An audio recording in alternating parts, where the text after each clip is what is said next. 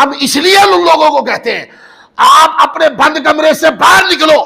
اور باہر نکل کے علماء کے ساتھ بیٹھو تاکہ آپ کو پتہ چلے کہ آپ کس مقام پہ غلط ہے۔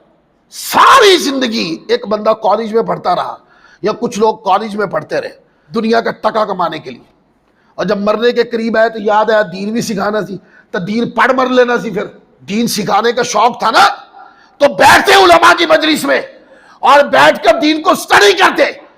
اور سالہ سال بیٹھ کر کتابیں پڑھتے تاکہ تمہارے دماغ کے دریچے کھلتے، تمہیں پتہ چلتا صحیح کیا اور غلط کیا، تمہیں دین کے درد کا پتہ چلتا۔ اب صرف یوٹیوب کی کمائی کھانے کے لیے، پیسہ بٹورنے کے لیے لچھے دار تقریروں کے کلپ بنا بنا کر فیس بک پر یوٹیوب کے اوپر مختلف جو نا پلیٹ فارمز ہے اس کے اوپر بھیج دو تاکہ پیسہ اکٹھا ہو۔ یہ پیسے نے قبر میں نہیں جانا۔ میں اکثر ایسے لوگوں کو دیکھتا ہوں ساری زندگی لوگوں کو بھڑکاتے رہے اور اینڈ کے اوپر توبہ کر کے مر گئے، تو جنہوں نے گمراہ کیتا ہو نا کی بنے گا؟ اینڈ کے اوپر رو دھو کر نا وہ جی مجھ سے غلطی ہوگی جی میں رب سے معافی مانگتا ہوں۔ آپ کو معافی رب نے دینی ہے، اس میں ہمارا کوئی دخل نہیں ہے، لیکن بات یہ ہے جتنے لوگ گمراہ کیے ہیں ان کا کون ذمہ دار ہے؟